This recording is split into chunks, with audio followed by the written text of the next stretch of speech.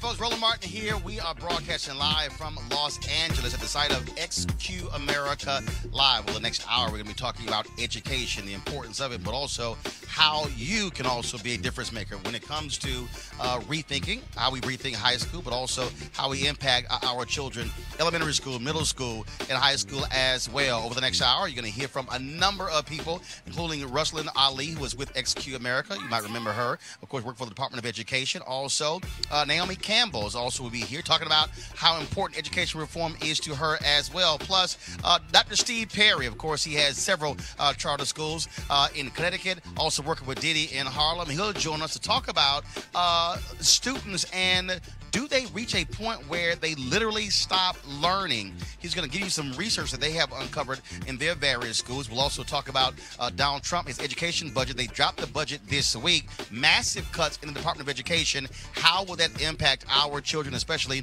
African Americans? We'll talk with Tiffany Lofton, who leads the Youth and College Division of the NAACP. And so, folks, over the next hour, it's going to be a jam-packed show from L.A. It's time for us to bring the funk. I'm Roland Martin Unfiltered, the special edition of SQ America. Let's go. He's got it. Whatever the biz, he's on it. Whatever it is, he's got the scoop, the fact, the find. And when it breaks, he's right on time and it's rolling. Best believe he's knowing. Putting it down from sports to news to politics. With entertainment just for kicks, he's rolling. It's on go, roll, y'all. It's Roland Martin, yeah. Rolling with Roland now. He's funk, he's fresh, he's real, the best, you know he's Roland Martin now.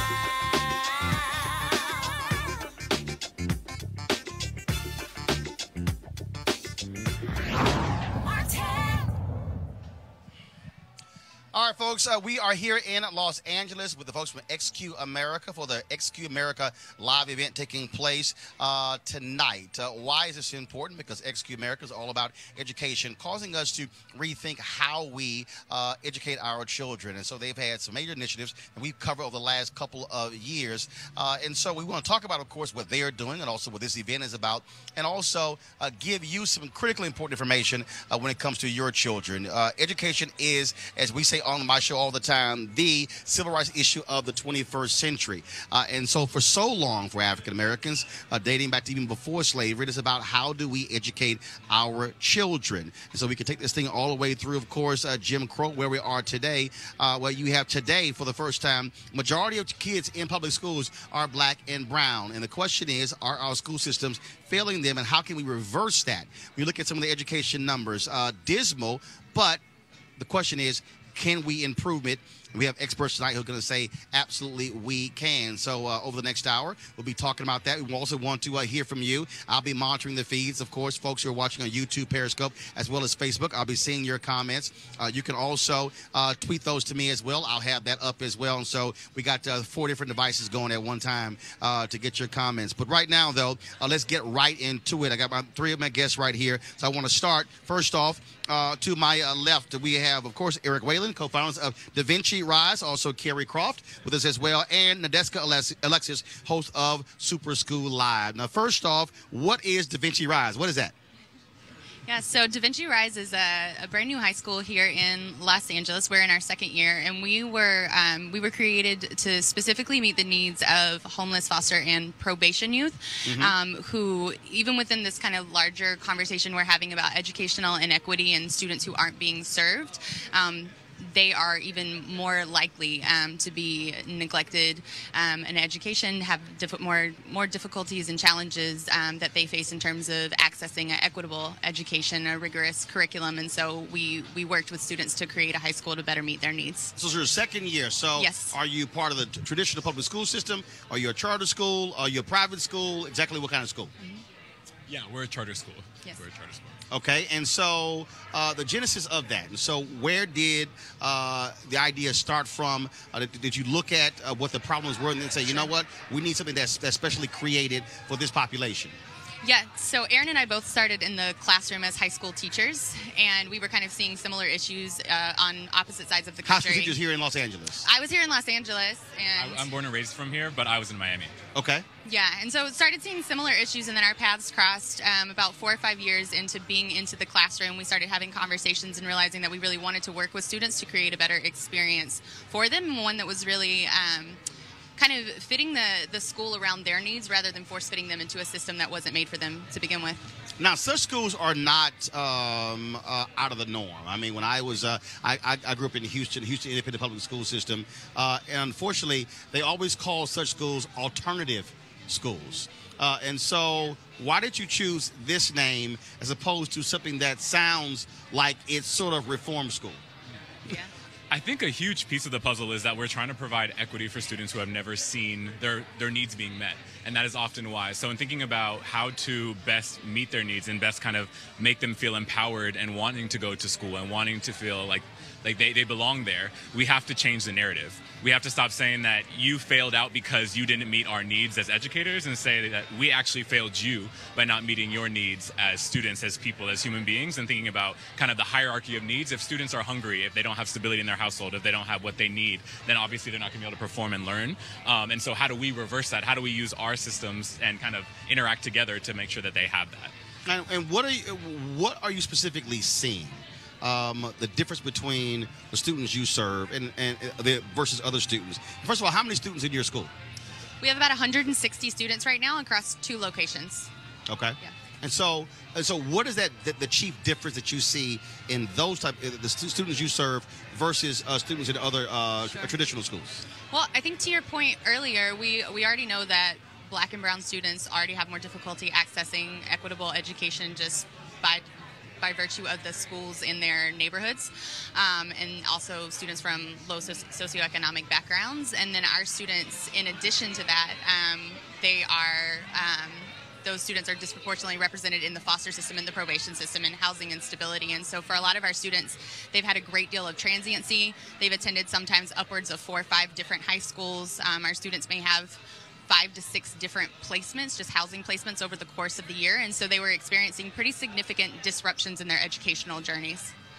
All right, I want to bring in Nadeska here. So you are host of SuperSchool Live. So for folks who don't know what that means, explain that. So it's really amazing. I'm just here to warm up the audience, but essentially they're a series of writers, and they're coming up and presenting these amazing stories about high schoolers across the country. They're well researched, and there's graphics, there's video with it. So for example, one will profile a high school where a teacher is having his kids help find clues about a serial killer. So it's really not traditional education. There's one about a young food critic, but he's a critic of his cafeteria high school food. So it's just sort of like seeing the different ways education can take shape to keep kids engaged, not the very traditional, boring education that some of us unfortunately had to suffer through. And for folks who don't know, of course, Execute America went for a couple of years with this program, Rethink High School, and handed out a significant amount of money for folks who had very creative ideas. Because one of the issues that we've all seen is that the reality is we have a standard way we educate, Right. and it is still the same way that it was 150 years ago. And so you have a new type of student, new generation. And so how critically important is it for us to say, hey, you can't have a cookie cutter approach. If you might have 50 different high schools in the system, you might have to have 50 different types of way of teaching, as opposed to saying one, replicate. Right, because absolutely, I think kids, if they're not engaged, they tend to drop out of school. A lot of the smartest kids that I went to high school with were the ones who dropped out, just because they weren't challenged enough. The curriculum was very boring, but I think it's very important. I grew up in a working class immigrant family, and education was always a priority, but in the very archaic, go to school, get A's kind of way. So maybe because I was terrified of my mom, it worked, but for some people, not so much. And my teachers had a huge influence on my life. My career in music journalism would not have happened without them, because I wouldn't have even considered it as a possibility. So I think it's really important that we change it. Kids need to know that there are different careers out there, not just the things that you may see on TV, the very traditional jobs. I think it's very important. In the 2 years, first of all, are you serving freshman, sophomore, junior, senior, so all 4? What have you seen in terms of growth of these students in 2 years? Give us a sense of how it's changed them and helped them. So we always start with the students with just social emotional awareness and understanding the ways in which they have been disturbed, understanding how they can process their emotions and regulate, because that's where students are getting kicked out and getting in trouble, especially in these systems that we're talking about. And so seeing the growth in something as small as attendance, and seeing kids come consistently say, oh, I actually feel safe here. I actually feel like I can ask and seek out adult help. That changes everything, because you can't teach a student until they feel safe and they can learn. And so there's so many disruptions that are happening, and if they don't feel that way, then we can actually access them. I think also, in addition to that, seeing where they can begin to create their own curricular journey. So to your point around how do we kind of tailor the needs to each of the kids, many of our kids know what they need to learn. A lot of our kids are parents. A lot of our kids have to understand a budget. And so when you put that into the math curriculum, you put that into the social studies curriculum to look at, okay, how do you navigate the world? The interest level shoots up, because it's actually things, a lot of them don't have the privilege of just being a student. They also have to be adults. And so kind of thinking about how we listen to kids and leverage student voice allows them to really find a place in the school. All right. I would agree with that, and I think once they start to feel safe at school, when they feel like they have multiple adults on campus who they trust, who believe in them, who can support them, then we really start to see the increase in academics as well. And so we have some students who have attended multiple high schools before they land with us and may have earned 0 credits, all Fs for 3 years. They're earning more credits with us over a course of 2 to 3 quarters than they have in their previous 2 to 3 years combined. And then we also do get to see some of the benefits of that socio-emotional growth and the wraparound services. Just today we had a student get off probation. She's been on probation for 5 years, and today her probation was terminated, and so that obviously opens up a whole new pathway for her and her future as well. And that's because this is not the only city y'all are doing this. Where else are you going? So they've done Tennessee, Chicago is coming up. I believe we'll be out in Seattle and Tacoma, Washington. So there's still a few more exciting stops. Pharrell is doing a music festival in Virginia Beach coming up on April 25th. And XQ is also going to be doing a live show there, which will be really exciting. All right, then. We surely appreciate it. Continue good luck in all that you're doing. Thanks a lot. Thank you, Roland. Thank you so all much. right, then. Again, folks, we are here in Los Angeles with XQ America. One of the things that, of course, you often hear us talk about on Roland Martin Unfiltered is how do we impact those in the classroom. For the last couple of years, I have participated in a couple of sessions with Dr. Monica George Fields. She's president and CEO of Reach Educational Solutions, and she spent 31 years in the classroom turning around many troubled schools. And what she says, point blank, it points to leadership, commitment, but also making it perfectly clear to her teachers that she simply will not accept a lower standard. She joins us live right now from New York. Dr. Monica, how you doing? Hi, how you doing, Roland? I am doing great. Glad to have you here. First and foremost, so for our audience who's watching, walk them through the school that you took over in New York and how bad of a shape it was in when you took it over. So I was offered at the time 6 schools, and I wanted to take the school with the most work. The school I took was in Harlem. I had 1,800 students in it. I was the 5th principal in 5 consecutive years. I had 13 self-contained special education classes. I had 81 classes altogether. This is all in one building, so it was really interesting to hear your previous guest talk about 150, 180 students across 2 sites. I had 1,800 students in Harlem. And the ELA and math scores were at 9 and 13%, respectively. So 9% ELA and 13% across the school proficiency rates. And I had over 20 teachers who had not gotten their permanent certification ranging from 15 to 24 years in that building. So they taught between 15 and 24 years with temporary teaching licenses. And I didn't have the opportunity to reconstitute the school. I walked in and I had what I had. I had the 1,800 students, and I had all of their families and all of the teachers who had worked in that school for many years, and all they knew was struggle. And Monica, you had people who basically told you these children cannot succeed. These are the worst of the worst. So you know what? Let's just do the best job that you can. And your attitude was, I can't accept your idea of failure.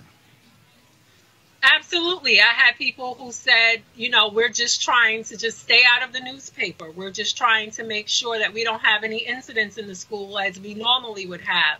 I had the police department perched on the roof of the building, scoping out the crack den that was next door to the school. And they just wanted me to keep the lid on the boiling pot. And I said I couldn't live with that. I grew up in Harlem.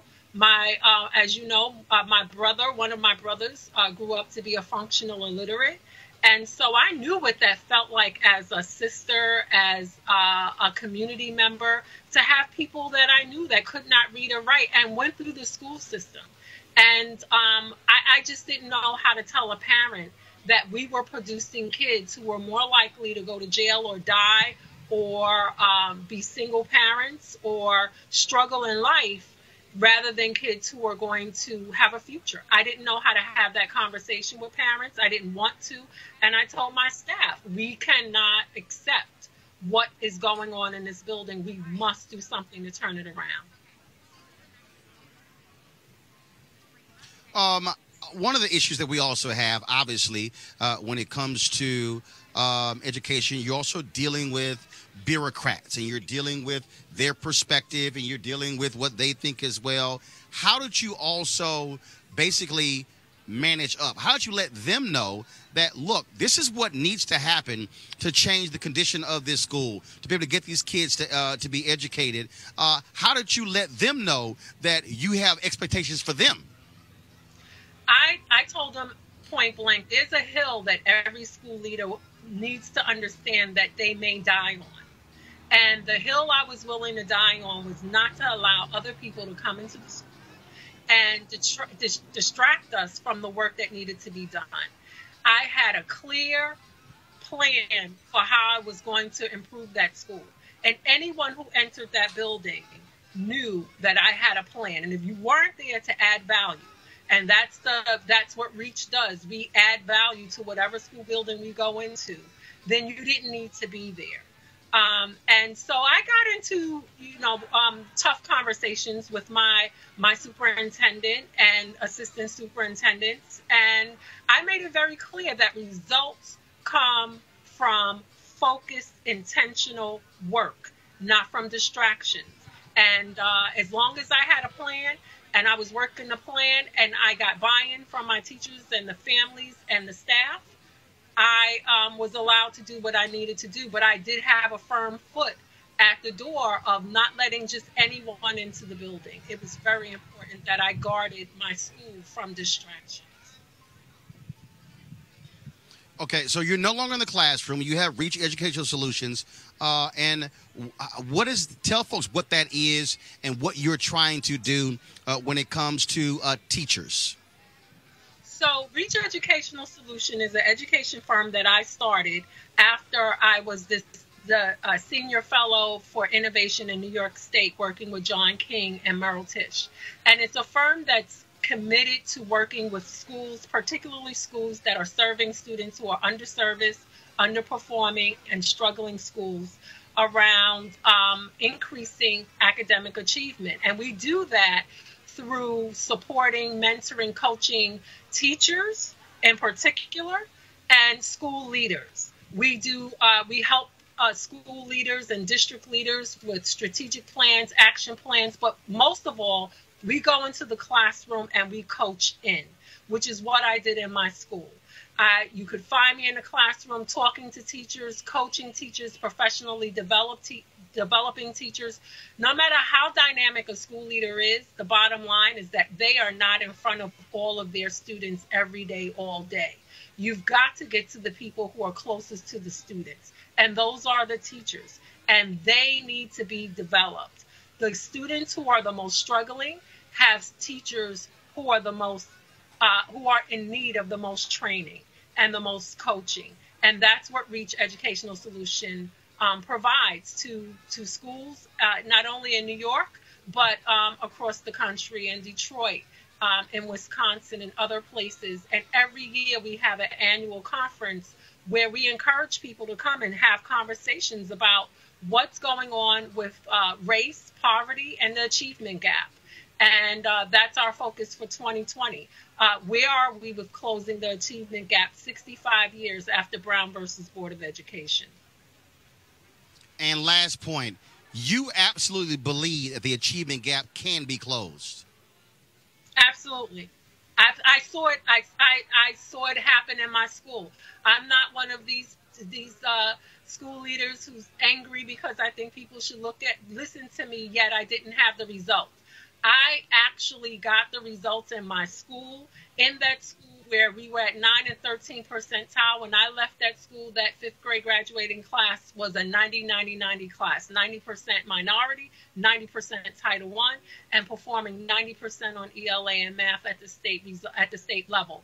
And so I absolutely, not only do I believe it, I know it can happen. And we've helped numerous schools actually get their schools off the improvement list and increase academic achievement with our children. All right. And Monica, so let folks know if they're interested, how they can reach you at Reach Educational Solutions. So they can contact us at reachedsolutions.com. They can join us at our conference, 65 years post Brown versus Board of Education, where we were closing the achievement gap in February 2020. We'll be in Orlando, Florida. If you contact us at the email, we'll send you the information that you need. Or they can follow us on Twitter at ContactUsReach. They can come to our website, www.reachedsolutions.com.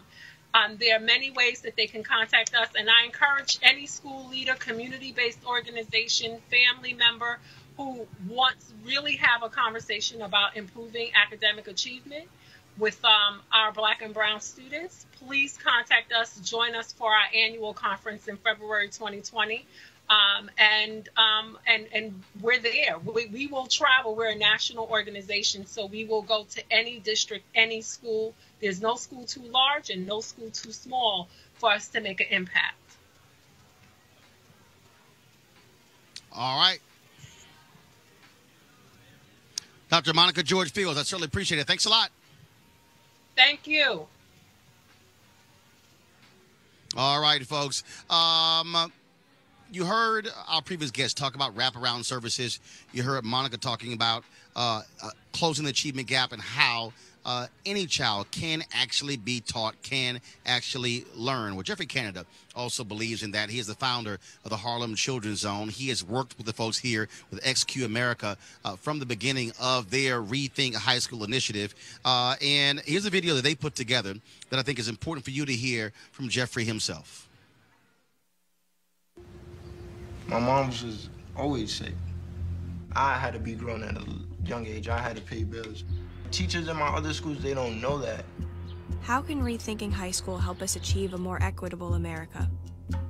We're trying to teach all young people as if they come to us from the same starting place. And they don't. It's not fair.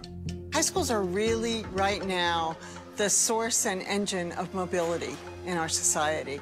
We need to prepare all students for the workforce and for college in the 21st century. Everyone has to care whether our country maintains being a country of opportunity for everyone. High school is the ticket. It's the golden ticket. If you get it, you have a future. If you miss it, your life chances are greatly diminished. We really have to think about how do we develop these individuals into adults, and what is our responsibility? School districts with the most students of color have $2,000 less per student to spend than school districts with the most white students. I used to just go to the back of the classroom, just sit down. Here is like a relationship with a teacher, you know, instead of like do it, it's like, hey, how you doing, you okay? We should have a zero tolerance for failure and inequity for our schools in this country. We can't start thinking these kids aren't going to make it. Every young person who walks through this building has been through obstacles that I couldn't even imagine. America stands for the fact that your talents should take you as far as they can take you. It's possible for us to create those kind of environments in every single community in this country. if we decide to do so. We can equip every student for 21st century success.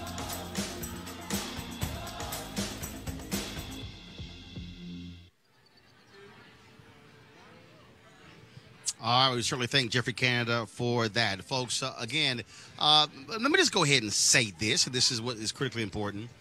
We talk about all kind of stuff all day. If we were talking about Donald Trump or Jussie Smollett or R. Kelly, you know what? A lot of more folks would be tuning in. A lot of more folks would be sitting here commenting. But this is the most fundamental issue facing our community and facing this country as we speak. This is the civil rights issue of the 21st century. We must absolutely care about it, which is why we are focused over the next hour specifically on just this issue of education. We could have talked about, of course, anything else, but we wanted to make sure that we gave it this level of attention as we speak. So got a couple other guests right now. I'm going to have them introduce themselves. How y'all doing? Good, how are you? You are? Monique Pena, Circulos at Santa Ana Unified School District. My name is Alexis Benitez. I'm a sophomore at Circulos in Santa Ana. All right, so I'm going to start with you since you are a sophomore. This whole initiative with XQ is about rethinking high school and causing us to think differently. As a high school student, do you see the difference in your classmates when education is approached in a much more creative and innovative way as opposed to what you may have been used to in elementary school, middle school? Yes, I see the difference a lot. I see that now I have at my school at Circulos, we have the chance, we have a whole hour where we're able to choose what we want to work on. This is just great because you're independent. You become more independent and more responsible of your work. Yes, we have the amazing teachers that are always like telling us and reminding us what to do. But it's that time where you're able to be responsible and be able to choose what you want to work on. And I just think like from the difference between my high school from my middle school is just before I used to be stuck in a room with a book and with a teacher explaining me stuff. Now I'm able to explore things by myself and question more and go more into detail of what I want to learn. How do we get parents to care more? Because you look at all these surveys, people always say, oh, education is the number one issue. Every time somebody's running for office, education is the number one issue. Then all of a sudden, you look at who attends PTA meetings, you look at who's showing up for parent-teacher conferences, and people complain, but they're not necessarily there all the time for their kids. I think one thing that parents can do is just think about like what do they need for their students to be able to be prepared for a 21st century world. So like in order to survive with technology and social media and just everything just kind of clashing at our students on a rapid pace nowadays, what are the skills that our students need in order to navigate that, in order to really survive with the constant changing of times? No longer is education the same where traditional classrooms are really preparing our students for not only college but also for careers as well. And so I think asking parents what is it that they think that their students truly need in order to be successful in a 21st century world, I think is the best way to get them hooked for this. If you had the ability to craft the curriculum, what would you want to see or how would you want to see it being taught? If you were in power. Oh. Yes, a high school sophomore in power. Oh, there's so many things. Oh my God. I think I would start by saying like I don't know. I actually don't know. There's so many things I could do, but I don't know. Just start with one. Just start with one. Can you repeat that question again? Yeah. What if you were trying the curriculum? How would you want to see classes being taught? How would you want to see the focus when it comes to education? I think every child, every kid learns different, and it's just learned. Like, my teacher, Miss Peña, she is always saying like, "Oh, she teaches, but she let us do things in our own." And I think that's something every single teacher should do. And just like the way I think, just by the teachers being more aware of what their students or how the students learn, it's more important of how the kids learn. Because if the kid is comfortable learning with the teacher or learning by themselves, that's where they're gonna learn. Otherwise, they are not gonna learn. So I think it's more of, right now we're using technology a lot, so it's more being aware of what technology, how we're using technology. So at schools, it will be like learning how to use and navigating technology correctly, and teachers being aware of what their students are, like how they learn. Final question for you. As we talk about rethinking high school, but also middle school and elementary school, what do you want to see change? From top down, right? Yeah. That's difficult. There definitely needs to be a lot more policy changes that are going to vertically align, meaning from kindergarten all the way up to 12th grade. I'm a high school teacher, so it's really easy to say like, oh, my job is to prepare students for college and for career, but I wonder if elementary and middle school teachers are really thinking the same way, right? Do they have that same mindset?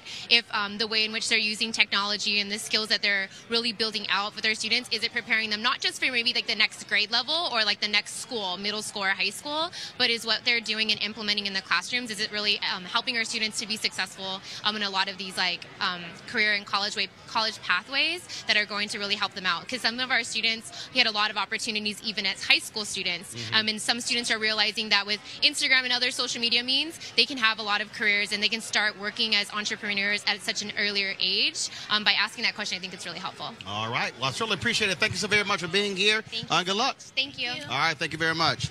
Again, folks, we're here for XQ America's SuperSchool, their live initiative. It's actually a program they're actually going to be doing, and so, but this is all about education. This is not about competing charter schools versus traditional schools. No, this is all forms of education, what it means, how it impacts our children, because this is a future. You hear me talk about this all the time.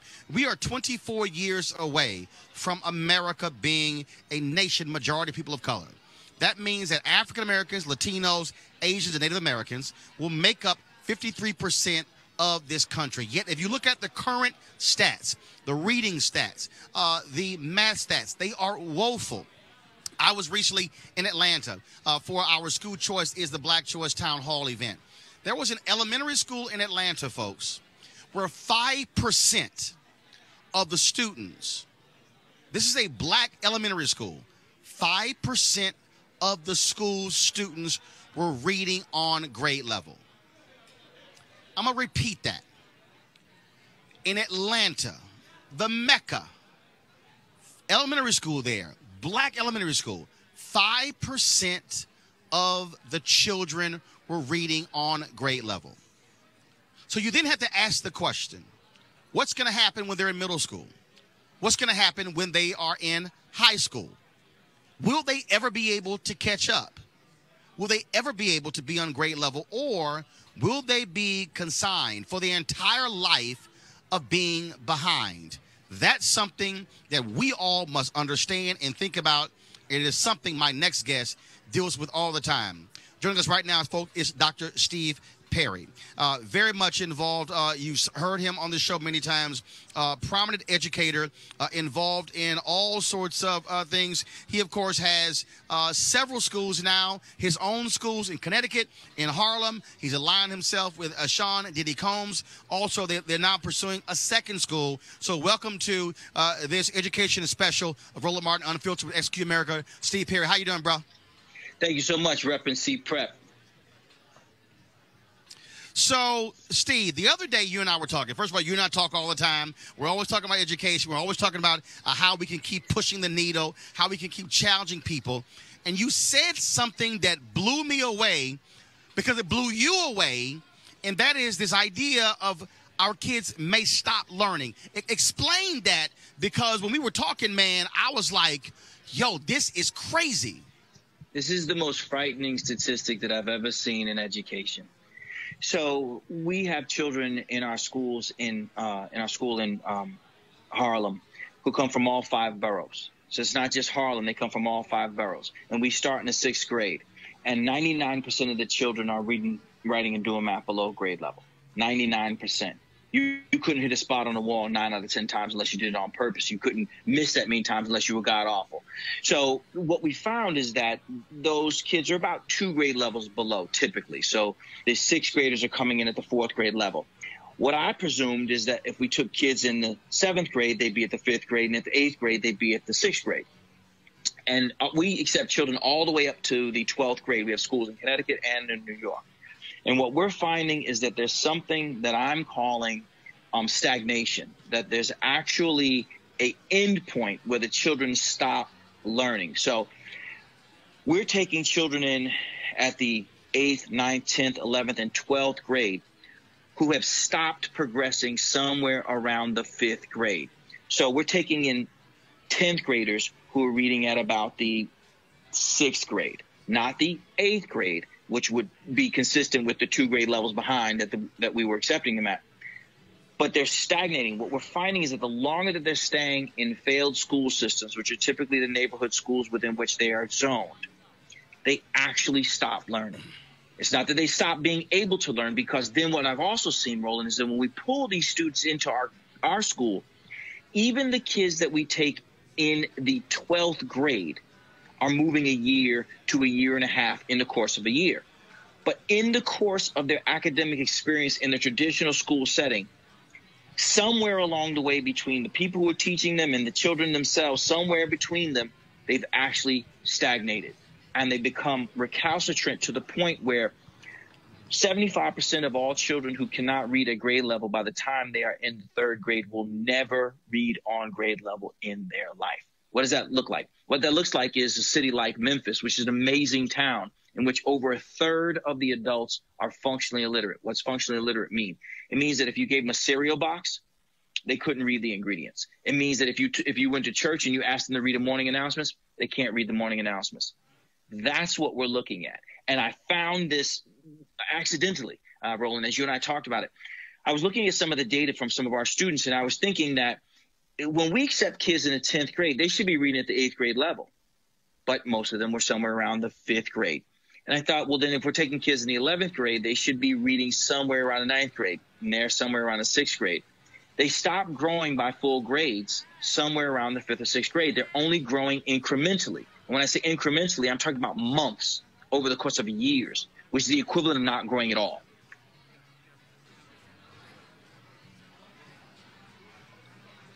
This to me, Steve, this is the thing. Steve, 1 second. The thing that for me, which is so mind-boggling, is that I'm trying to get people to understand that if that child today is 10, in 24 years, when we're majority nation people of color, they're not going to be 34 years old. They're not going to be in a position to be able to have the kind of jobs we want. Now you talk about the issue of the ability to be able to own a home. Now you talk about the inability to be able to create wealth. And then all of a sudden the cycle continues. And so what is happening literally in classrooms today, which I keep saying in my speeches all across the country, that what is happening in classrooms today is having an impact on their children's children. So this is not a generation issue. This is a generational issue. So not just somebody today, but literally their great-grandkids. Well, and it's even deeper than that. Those are lofty goals, having a career, owning a home. I'm talking about being able to text. I'm talking about being able to read an article on Yahoo. That's what we're talking about. When we're saying that these children are incapable of reading, that's what we're talking about. When we're saying that they can't do 5th grade math, that means that they can't look at a pizza and say that it's half eaten or a quarter eaten. They can't tell you what a fraction is. They can't add 2.4 and 5.7. That's what we're saying adults are not able to do. Adults, because they're in a system where the expectations are so low that we've actually come to the point where people have justified this academic stagnation. What they're saying is, when the kid comes to them in the 7th grade, they're saying, go to where the child is. What that means is that they teach below what the grade level is. So they say, well, how can I teach him algebra if he can't add? Because algebra ain't just adding. It's more than that. Well, how come I teach them Shakespeare if they don't know the words in there? You can teach sight words and you can teach college words simultaneously. Language and learning is not binary. It actually occurs simultaneously. But because the people who were being charged with the opportunity or being blessed with the opportunity to educate our children have lowered their expectations such and justified them by any number of strategies, one of them being because of where they are, where they live, what the economic circumstances are, what their parents' education are. They use that as one form of justification for low expectations. But the implications are real. I'm telling you, Roland, we're not talking about predicting 6 years in the future. I'm talking about right now, there are 12th graders who are 17 to 18 years old who we've accepted, not in Harlem, in Bridgeport, Connecticut. Bridgeport, Connecticut, which is 24 feet away from 24 feet, a creek separates us from Fairfield County, or Fairfield, which is one of the wealthiest towns in America. 24 feet.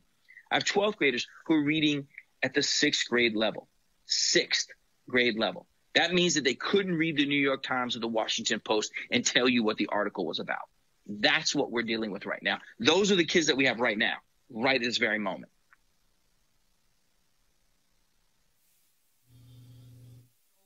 Now your 5th school?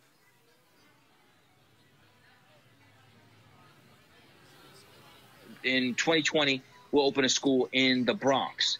And the district that we're opening the school in the Bronx is the poorest congressional district in the United States of America. So challenging is this community that when we were approved by the regents, the authorizer in the state of New York, one of the regents said, you're going to need more than we can give you. Even the state acknowledges it's that bad. The state said that on record. That's where we are. Folks, we have crossed over. We're in a whole different place now. This is not about charters versus magnets versus traditional schools. It's a wrap. We are in a place where academically and social-emotionally, our children are so far behind. When I say ours, I'm talking about Black and Latino kids. They're so far behind that we're going to have to find strategies that are so drastic that none of us are going to feel comfortable with how much it's going to upset the apple cart. Dr. Steve Perry, man, always good talking with you. Keep handling your business and educating the next generation, man. Thanks a lot. Thank you, bud. Take care. All right, folks, joining us right now here in Los Angeles for the XQ America live event here is the CEO, Ruslan Ali, of course. You might remember her working for the Department of Education. When she came on my Washington Watch show, she said I was too tough on her. But she was used to talking to those people who don't send their kids to public school on traditional television shows. So it's a little different. And also the Chief Strategy and Creative Officer, Mark Echo, as well. Hey, how we doing? Hello, hello. All right, glad to be here. Glad to have you. It's great that you came here for us, and like this is amazing. Yeah. And look at how I'm just watching you quarterbacking all of this. Well, you know, this is like you talk about the future of media. Yeah. Well, like, so the deal is, studio, man, so I'm in. So they're talking to me back at the studio. So I'm actually connected via Skype right here. It's unbelievable on that phone. It's amazing. And so we're tweeting, and I'm also watching the different streams, and people are commenting right now on all the different platforms. I love it. And so it's all good. So, but let's talk about this event. Let's talk about XQ. And we can talk about you and being hard on me or not hard on me. No, I'm trying to tell y'all. It was so funny because Ruslan was like, when it was done, she was like, okay, you would not let me off the hook. She said, you were pushing hard. I'm like, that's right. That's right. That's right. But it was good stuff. It was. Because then when I was Assistant Secretary for Civil Rights for President Barack Obama, we were pushing hard on doing what was right for poor kids and kids of color in our country. And so that's what we're trying to do now, too. You left the administration, came to Emerson Collective. Tell folks, how did XQ start? Well, we started with the notion that we have to do something to help kids in our country, right? We started with the data. We look and we saw, Roland, you know this better than most, African-American, Latino 12th graders reading and doing math at the level of white 8th graders in our country. Every country developed and developing, outperforming all of our kids. So we started with knowing we had a big problem and how to solve it.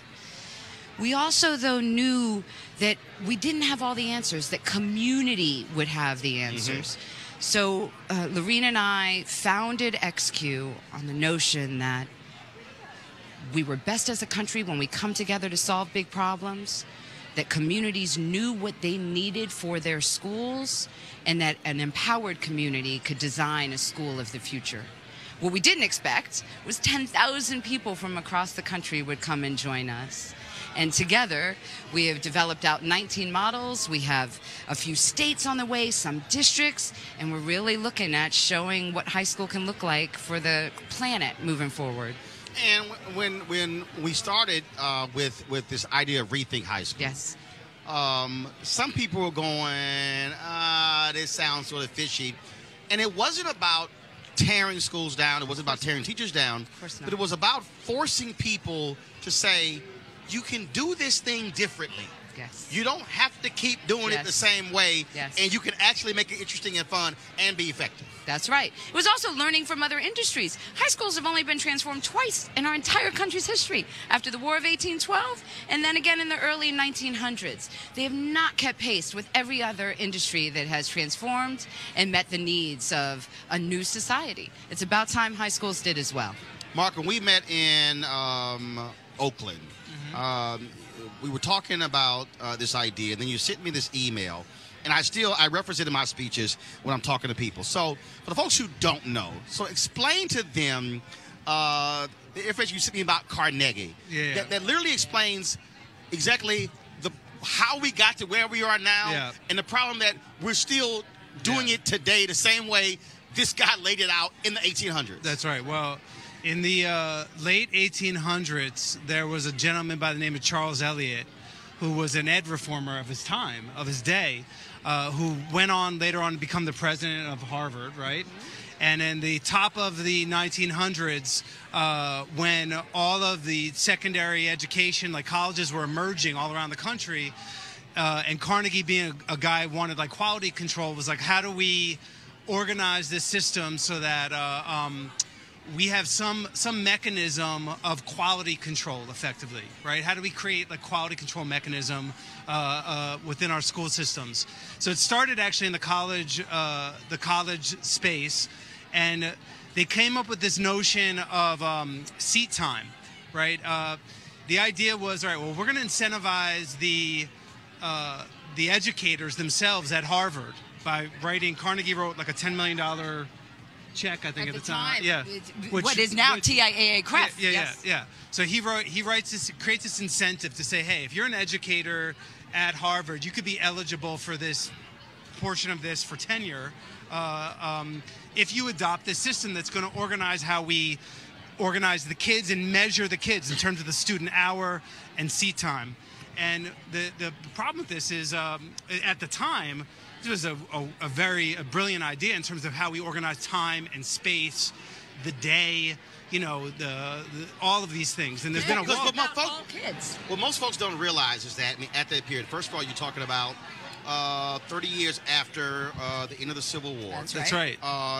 Then you had, first of all, not a lot of white kids were going to going to school. In fact, in James D. Anderson's book, The Education of Blacks in the South, 1860 to 1935, he talks about that in Memphis, 92% of the black kids were going to in schools, while 41% of the white kids in D.C. were going to school. Yeah. And so as we began to move away from the Civil War, and then you talk about the Industrial Revolution, folks began to realize we needed an educated populace. That's right. Because poor whites and freed slaves, folks were not educated. It was really for well-to-do people. Right.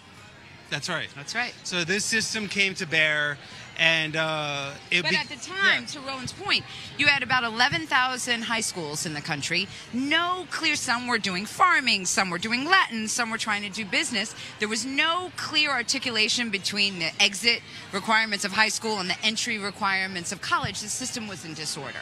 So what Carnegie brought was a real order to how we teach. And when you say order, it was literally how desks are lines up, the process, raise your hand, you have a question, chalkboard. We're so close to it. We're on the gerbil wheel. Like, we don't even know to think of it in a different way. That's how we say school, and automatically you get this image of the structure of the day, the summer, all of these things. And a part of why I wanted to join XQ is when I asked Russell, I was like, okay, what's the moonshot? She's like, is there a way to get to contemplate reimagining or completely rethinking the Carnegie unit? And that was I was so keen on that, because they got right to the systemic issue of like, all right, what is the thing that sort of unintentionally, 100 years later, I mean, it helped organize us for the better part of the last century, but the unintended consequences is now it's constraining us. Right. So these design constraints choking us. Of the past, it's like, look at you quarterbacking your studio here. Like, our educational system is not like every other industry has migrated to suit us for our future needs. It's been more nimble, more portable. Our educational system, with good intentions, like this is not an indictment on our this part of our history, but it is time to say, well, what if the summer was 1 month and 3 times a year instead of 3 months and once a year? What if the day started at this hour of the day? What if people really got involved with their school boards in a way that they're not even contemplating? 8% of LA, only 8% of LA turned out for school board elections. 8%. Right. Okay, they don't even know who serves on the school boards. $90 million annual budget. That's right. And 8% of the constituency turned out. $90 million annually, just $8 billion writ large, just in retirement funds, right? I mean, this is a complicated system, and 8% of the people turn out to even vote on how to spend the dollars for poor kids. From a civic engagement point of view, there's a lot of opportunity to make this entryway, like education, the entryway for civic, because when you actually think about like other elected officials, there's actually a lot to be done at the school board level to shape your community, and people just don't.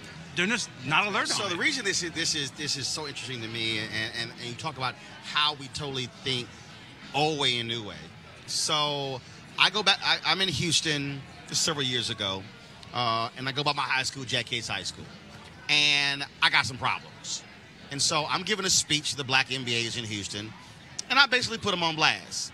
And I say, I'm going to use my platforms, unless they fix it, to put the entire district on blast. Well, unbeknownst to me, at the event was HISD, Houston Independent School District, had a table there.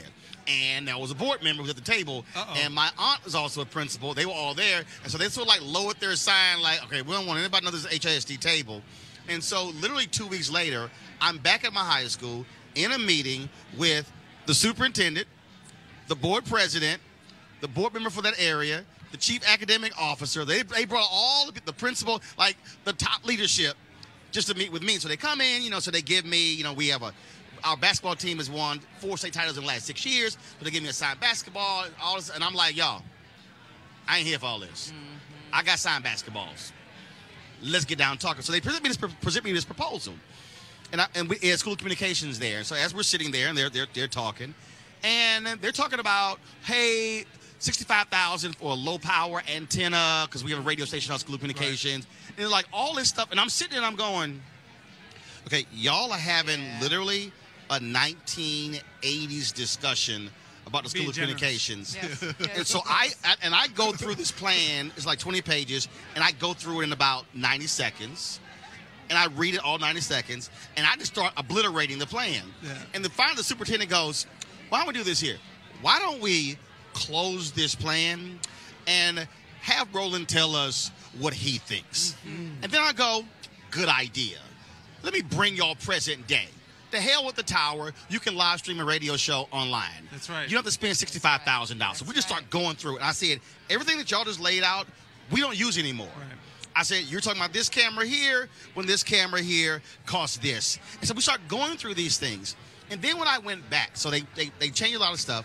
When I'm back, and I did my show, my TV1 show from my high school. They literally had a system that the school had to spend about $5,000 to live stream. When I have a box that's $600. Right. But you see how... and I go, y'all are spending $5,000 for one system when I'm doing the exact same thing with a box for $600. What the hell are you doing? And they were like, and I said, don't you know that that's $400 that can go to something else, but you're forcing the school to use only one system to stream. Right. And I was like, you're stuck. That's right. That's and right. I said, you got to be unstuck. But how do you unstick? So what we're here tonight for, right? Change of the magnitude that we are talking about, Roland, as you know more than most, it requires a cultural shift. Right. We have to change the way, the paradigm in which schools work, how we as a country prioritize it. We have to make them a movement. Yep. So one of Mark, as you know, had been a board member of XQ from the beginning, but he's a brand maker, right? Yep. This complex media. This is eco-urban fashion. So the partnership here is how do we take these incredibly complicated, wonky, siloed systems, right? and make them palpable and digestible And for a accessible. country to participate. Right. That insight Exactly. that you just shared right there, for instance, it's like, think about like that school, the person who was planning that budget wasn't, maybe let's give them the benefit of the doubt, maybe wasn't even ill-intended, but it takes community members that are entrepreneurial, that are coming from other sectors to realize that, oh, if I'm going to shape what's around me, I could engage, like that insight. You didn't need to serve as a board member to give them that insight that was instantly I'm a valuable. graduate. Right. That's right. So I care about the who are they going to school. hire? That's A right. consultant to do that? So the point is like, how do we activate more people out there to say, you know what? I can't necessarily run, but I'm just going to show up. Right. Just show up to the board. Do you know who serves on your school board meeting? Who serves on your school board? There you go. Right, so we have a big, if you go to our website, xqinstitute.org, you'll see we have a big initiative. One of our tools is we call it That's a School Board Thing, but we're trying to make this mainstream. How do we make this, I mean, forgive my language, but sexy? Like, we have to get people really hot about this. If you want to know about a school board, you have to go specifically to that district. You would Right. have to know that district's website, how to search on Right. it. So we made a tool that you can just input your zip code. Right. And get information You about could look what's it up. It's happening the in first your of its kind schools, national right? tool set. That's Well, right. this is, and the reason I'm excited about this is because what you're describing is what I've always done on my platforms. Yeah. Is getting people to understand you can't focus on D.C. You can't focus. Look, Betsy DeVos is the Secretary of Education, but the reality is that school board, trust me, if 30 people That's right. show up at a school board meeting in You could change a consecutive lot. months, Right. You could That's change a right. lot. That's right. it's going to scare the hell out Oh of my every gosh. board member. That's right. Because they're not used to 30 people showing up. That's right. And I've said this to AKAs, to alphas, to deltas, non-Greek. I'm like, do y'all understand? I said, what happened if just take the black fraternity sororities. I said, if the deltas say, we going to take October, you take November, we take January, they're going to be like, okay, I don't know what the hell's going on, but why are there these people here? $600 billion. School boards spend $600 billion Yes, annually. the vast majority proportion of funding is managed through school board 9 oversight. cents on the dollar. And then when you start to think about in some districts, like we're going to be in Chicago together, some places, though, unfortunately, like we're sitting here just for people in some communities out there, the school board's appointed. Yes. Right. So you can't even, it's not even a Right. elected They're thing. supported. Mayor controls the So, schools. yeah, so I'm from some, Houston. It's like elected. in Chicago. but- So just giving people these insights, and there's a lot of difference we can make, and we don't have to wait on DC to figure this out. Well, look, we appreciate it.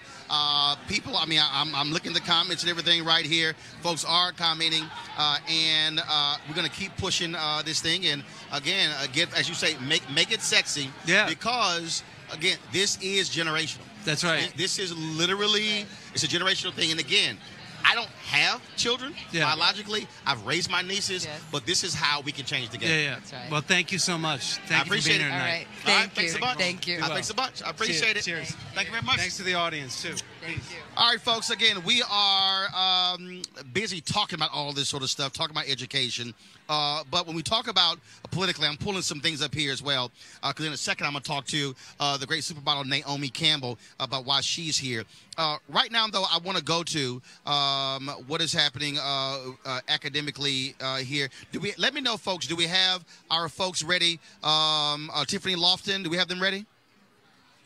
Say it again. All right, so folks, so let's talk about education policy. This week we saw Donald Trump release his budget, massive cuts across all departments, including the Department of Education. The question is, how will that impact our children? Tiffany Lofton, she, of course, is over the youth and college division of the NAACP. She joins us right now. Tiffany, how you doing? Hey, Roland. How you doing on the West Coast? I know you're upset because you don't like missing great parties. It's a great event here in Los Angeles, and so you're always in LA. If y'all follow Tiffany on Instagram, she's usually doing yoga headstands in India or Thailand or in LA. So she's never here. So the fact that we actually have her on the show is shocking. But Tiffany, let's get down to business. We see massive cuts being proposed by Donald Trump. in its education budget, and it is illogical to me that we have spent an additional $700 billion on defense. In this budget, there's another increase on defense. And how can we say we're going to compete with the rest of the world when we're simply building planes, building bombs, building tanks, and more money for the military, and we're cutting education? That, to me, is irrational, and it's insane. Absolutely, Roland. We can't. The answer is that we can't. If Donald Trump continues to go in this direction, which we know from his track record, from his campaign route that he will, that he has no indication whatsoever, by simple evidence, that he picked Betsy DeVos to be Secretary of Education, who has no experience whatsoever of not only running a government agency, but being a part of a public education system. She, back in November of this past year, she made really important and different regulations to Title IX policy. Over 100,000 people across the country wrote comments just on her regulations alone and the proposal that she had. 70 national school associations were like, we're not doing this. We don't like your regulation proposal that you're putting up forward, and you have to make sure that you do not do what you're doing, and you have to respond to every comment that we put up. And so now the Office of Civil Rights in the Department of Education, led by Betsy DeVos, who was chosen by Donald Trump, who is defunding education. That entire cycle is intentional, Roland. So the effort that they have to continue to increase mass incarceration, prisons in this country, and the national defense, and not provide support for access and affordability for higher education for K through 12 is not surprising. However, the people in this position, Roland, as you know and as I know, we have the power to make the change, right? It is up to us to be able to push back, to speak up, to show up like you guys were talking about a few minutes ago, to school board meetings, to show up to the principal's office. Roland, just this month alone, just in February and this month alone, at Western Virginia University, at Florida State University, at Georgetown University, and at Eastern Michigan, they had hate crimes that took place on their campus where white students were hanging nooses at the school. So in addition to tuition skyrocketing, I just did a press conference last week with Congressman from Hawaii, Congressman Schultz, about the Free College Education Act to make sure that students can afford college. From racism to college affordability to Betsy DeVos and her stupid regulations, education right now is in big trouble. And if people don't pay attention to what happens at the D.C. national level, then they can't make change on the local level. Tiffany, we also saw students yesterday and today marching for climate change, but also we've got to see students also marching for their education. I certainly agree with gun control. I certainly agree with climate change, but there has to be massive changes to how kids are being taught and learning today. Absolutely. And talking what they're learning today, and as it was mentioned earlier, the education system has only been reformed 2 times in our history as a country, and not ever recently have we taken a serious look at not only the pieces that you just mentioned around the safety and the cost and affordability of school, but also the curriculum of what our students are focusing on. It is a continuous complaint and conversation, but I'll say this, Roland, for folks who think that young people and students are apathetic, not only did we have the Environmental Justice March, but in New Jersey and in Texas, our students were doing sit-ins into the principal and the chairman's office to make sure that they actually responded to their demands and their issues that they cared so deeply about. Here's what I will say. I've told in my job, I work with students across the country. At the end of the day, the students and our parents and those families that represent those students who are on the campus and at the school are the most important stakeholders in the university or on that school. If the students don't want it, they outnumber and make the most power up of the stakeholders in the university and of the school system. So if we don't want something, it takes all of us to say at one time, we don't want it. And whatever it is that we do want, it has to happen in return. That happened when I was at school. Somebody hung a noose at my school at the University of California, Santa Cruz, and we had all the students of color say, we're not having it, we're not doing it. We shut the school down. And within 2 weeks, we were able to get black housing, we were able to rehire black faculty on campus, and we were able to work on getting ethnic studies. The students in this position actually have the power. You saw across the country today about environmental justice. That wasn't college students. Those were high school students who led that march, Roland. So I look forward to us continuing to do that work. And the elections are happening this year, and young people are going to show up in the elections too. So Congress, government, and Donald Trump better be scared. Tiffany Lofton, NAACP. Always good to have you. Thanks a lot. Thanks, Roland. Have fun. I'll see you later. All right, thanks a lot. All right, folks, time for us to welcome another guest here in Los Angeles for the XQ America live initiative. And so it's going to be starting in just a few minutes. So we want to talk education with someone who you probably would say, wait a minute, what? Naomi Campbell cares about ed reform? Well, yes, that's the whole point here. It doesn't matter what your job is. It doesn't matter if you're a parent, if you're not. The reality is we're going to be hiring people, and so we have to have quality students who are coming out of schools. And so we're certainly happy to be joined here on Roland Martin Unfiltered by Naomi Campbell. How are you? I'm good, Roland. Thank you. It's good to see you. You too. Why is this important to you? Well, because I think high school is very important. It sets the foundation for the rest of your life, for your communities, for world young leaders. And so, you've got your early grades, which are all great, but then you get to high school and you kind of see that the policy, and it's a little old-fashioned. It's very industrial. It needs to change with the times. It needs to be more modernized. It needs to see what's going on around the world. And therefore, then it sets the student. I'm not saying that educators aren't right. It sets the tone for what the future is and what's going on in the world today.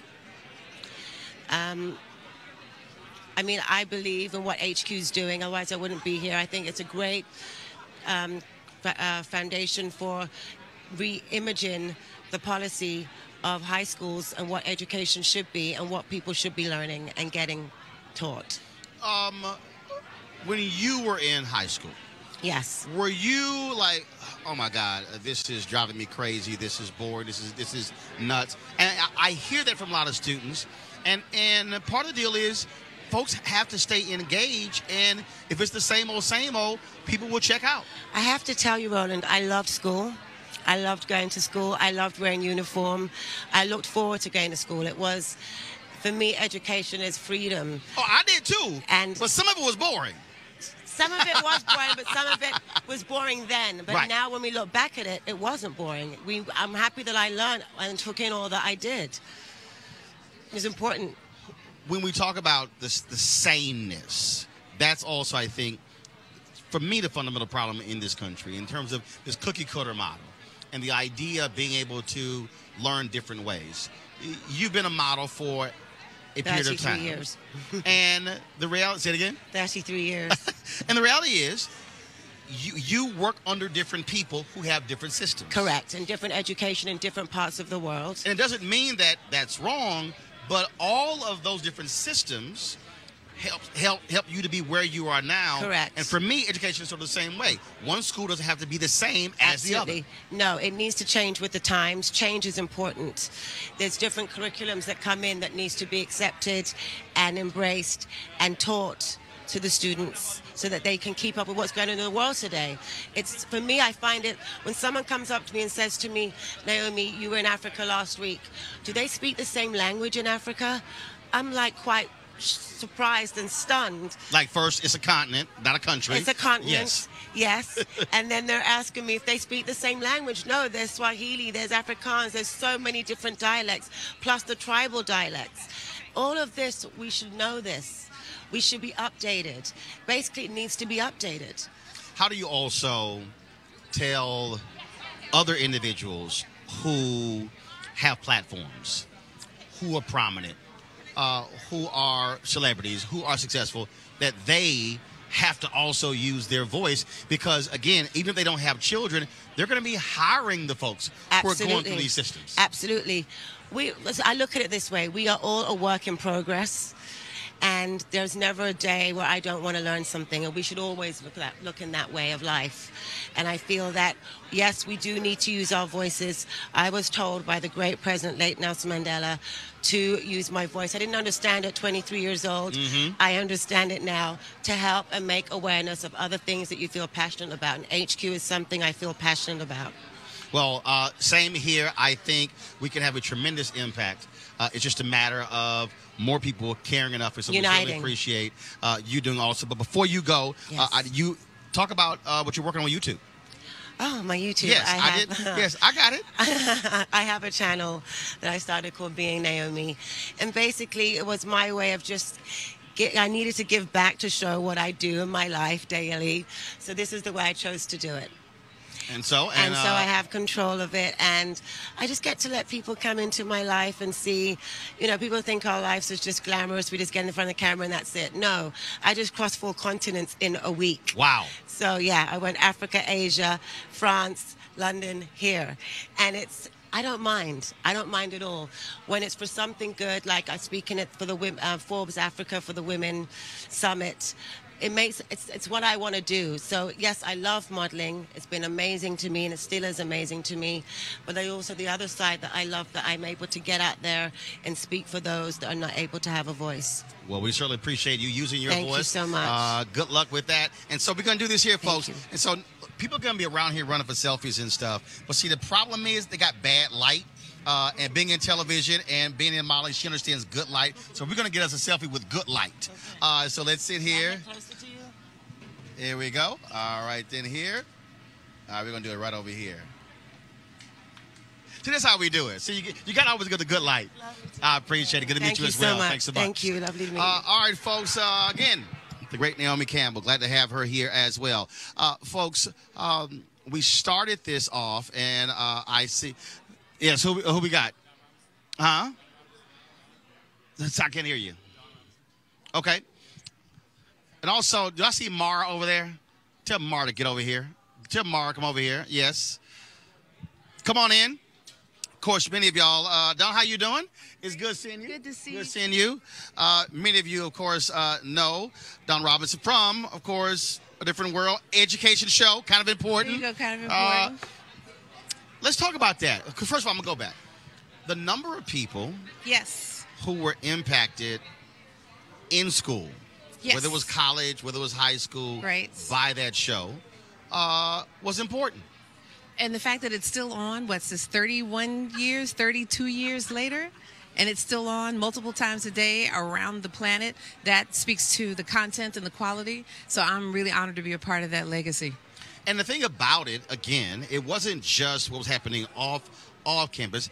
It talked about how critically important education was. Exactly. And so every week, you literally had a show where education was at the center of plot lines. Of the plot line. Education, giving back and being in service to your community and to each other as human beings, because none of us are perfect. So each of us had flaws on the show. My character, Jaleesa, she was clearly perfect.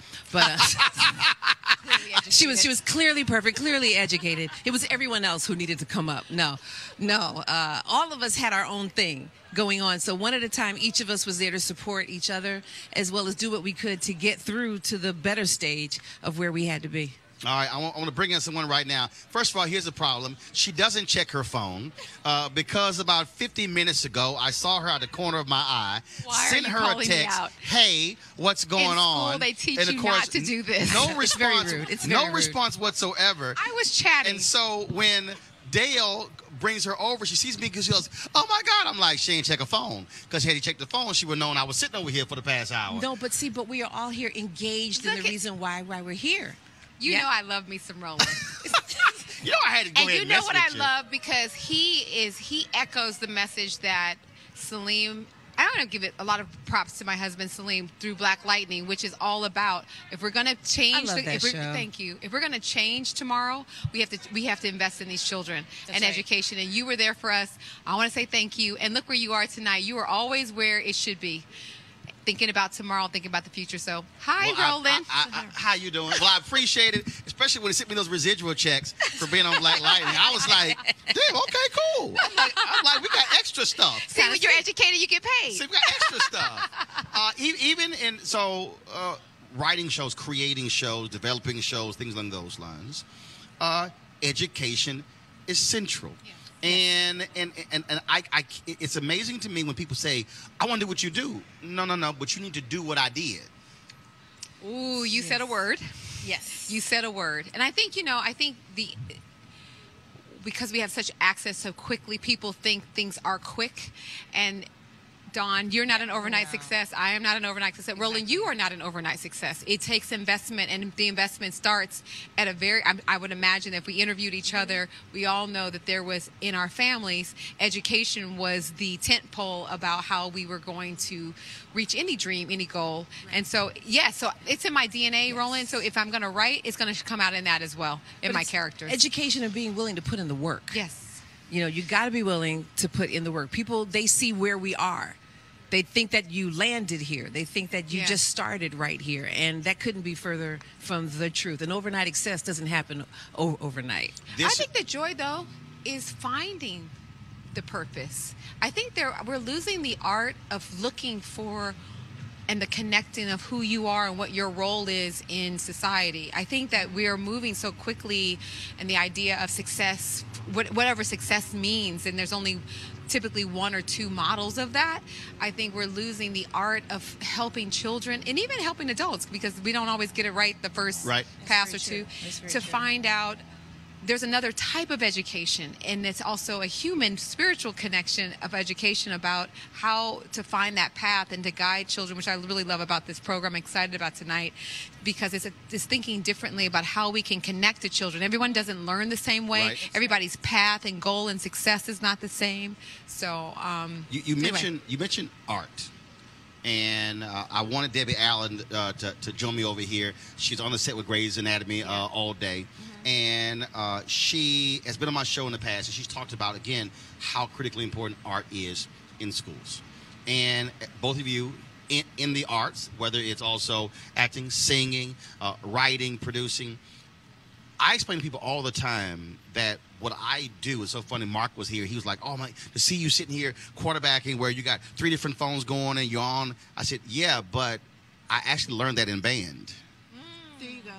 And so the problem for me, and I look at it with my nieces and nephews, they did not have the same easy access to music as I did. And so being able to train that creative mind helped in terms of what I do here. And that, to me, is what drives me crazy today, that literally we have a generation and another generation, and we have another generation of children who will not have ready access to music, to dance, to drama, all of those artistic things, which also are critically important to the education and academic development. Yes, I agree with you wholeheartedly, unless they belong to some specific charter group or some special group or an external program, but not something that is literally built into the curriculum. Into the curriculum, I agree. Well, creativity is a part of the learning experience. Right. Accessing your imagination, even with numbers.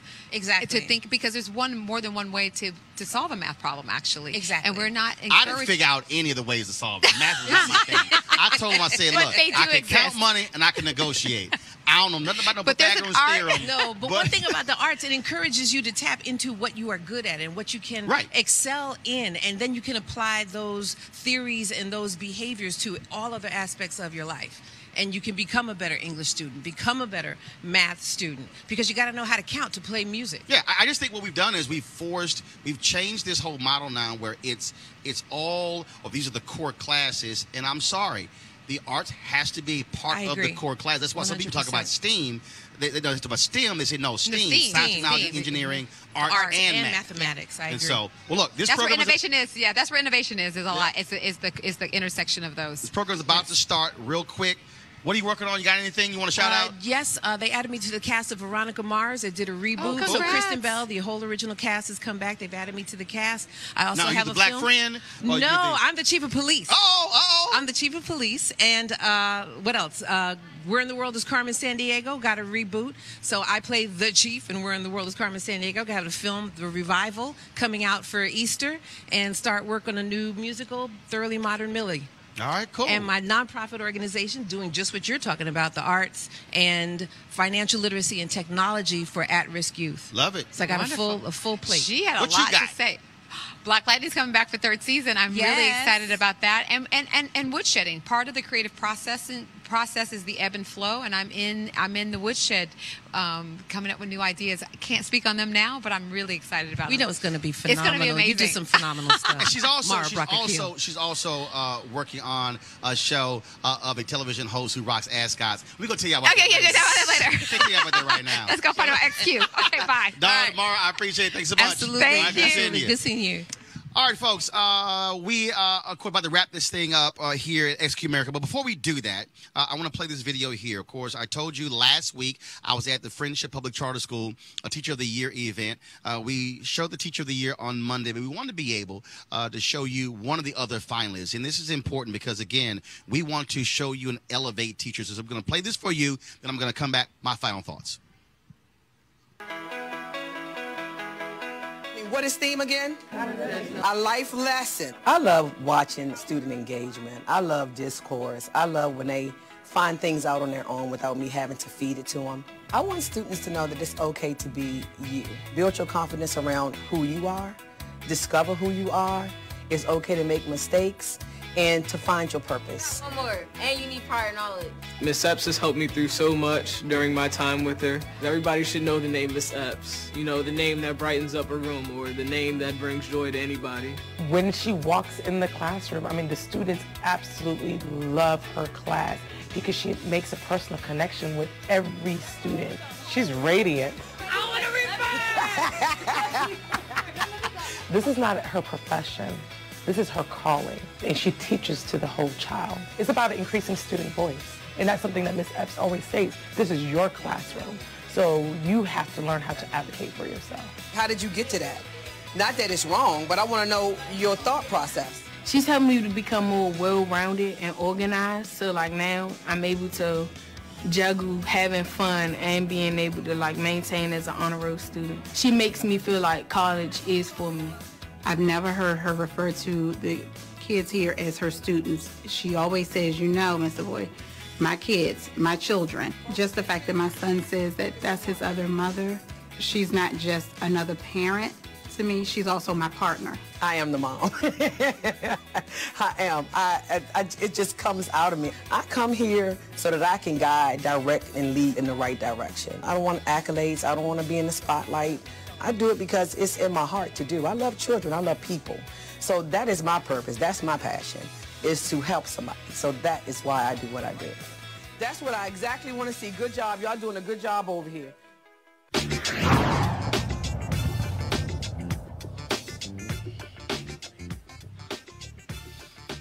All right, folks, we have had a great last hour and a half or so of this XQ America special with Roland Martin Unfiltered, focusing on the issue of education. We're going to be live streaming several more of these events over the next several months. And as you heard Mark and Rustin talk about, their initiative to get people involved in their local school boards. Here are my final thoughts, and this is critically important. We talk about a lot of things in our society. When we look at various websites, we will talk about, I was on social media today and people were commenting about a video of the late Dr. Maya Angelou on the Sally Jesse Raphael show and how she responded to a 14-year-old. Folks were sitting here going back and forth. Lots of people talking about R. Kelly and Jussie Smollett, talking about the latest thing Donald Trump said. And we could go on and on and on. We can go on and on and on how we in our community, but also in this society, will talk all day about what's happening with celebrities. We're here in Los Angeles, and it's also about what's happening with celebrities. But the reality is this here. When we start bringing up things like education, folks go silent. Oh, I can look at right now the number of people who are watching our live stream on YouTube and on Facebook and Periscope. And they'll say, okay, I got other things I want to do. But the reality is this here. Our community is greatly impacted by what is happening in the classrooms. I started off talking about, in some areas, African-American children, 5%. You heard Steve Perry on this show saying 99% failure rate in terms of reading below grade level. The same thing when it comes to math. Many of our children being 2 and 3 grade levels behind. We can talk about all kinds of stuff. We can talk about what's happening with police brutality. We can talk about what's happening when it comes to public policy in Washington, D.C. We can talk about all sorts of things, gentrification, all those things. But the reality is this here. What we know as African Americans since slavery, matter of fact, take it before slavery and go back to the motherland, and that is we've always understood the value of education and what it means. And somebody can sit here and discriminate against you, and they can racially profile you, and they can sit here and target you. What they can never take away is what is in your mind. Chuck D, founder of Public Enemy, always talks about that real estate in America, pretty much there's not much land left. But what can never be sold is what is between both of your ears. We, as African Americans, must have a completely different attitude when it comes to education. We must begin to challenge people in a different way. We must begin to say to our nieces and our nephews and our sons and our daughters and our cousins that you are going to get an education whether you like it or not. And if there's a problem in the school, we're going to show up. If there's a problem with the school board, we are going to show up. If there's an issue with a teacher, we're going to show up. And if there are folks who are doing their job, we're going to praise them for doing so. There must be not moments we care about, but as Ruslan Ali said, this must be a movement. This must be something that we give a damn about. This must be something that we are willing to challenge anybody, whether they are black, whether they are white or Latino or Asian or Native American, whether they are rich, whether they are middle class, or whether they are poor. We must be willing to stand up for our children and our children's children, and we must be willing to stand up for our nieces and nephews and cousins. It doesn't matter who they are, and church members and neighbors. If we talk about the future of Black America, there is nothing that will change for Black America unless we change what is happening with education. When my wife and I were raising my 6 nieces, if we were in that car longer than 10 minutes, they understood they had to be reading. The DVD player in my Navigator, it wasn't playing movies, it was playing educational videos. They were immersed in 24-hour education, and that must be how we approach this. We cannot continue to allow our children to go through elementary school and middle school and high school not learning. Go to any prison, I will show you 90% of the people there are illiterate. That's how you understand what is happening with education. And so we will be focused on this with XQ America over the next several months. And we want you to be involved. Share this video on Periscope. Share this video on Facebook. Share this video on YouTube. Because if we do not fight for our children, trust me, ain't no cavalry out there coming that's going to fight for our kids. This is about us and for us. Certainly want to appreciate everybody with XQ America for making this possible. All of our guests for being here as well. All of the folks back in D.C. with Roland Martin Unfiltered. We, of course, had the Erica Ash interview earlier, and we thank you for watching this as well. We're going to be restreaming this over the weekend as well. Again, share this with your friends. Put it on your Facebook page, your Twitter account, on your Instagram, because we need to make sure that we are letting folks know what's going on here. For everybody here in Los Angeles, we thank you so very much. We will see you guys this weekend. Don't forget, this weekend we'll also begin live streaming the Black Women's Roundtable Conference in Washington, D.C. tomorrow, Sunday, and Monday as well. All right, folks, I got to go. Y'all have an absolutely great evening. Holla!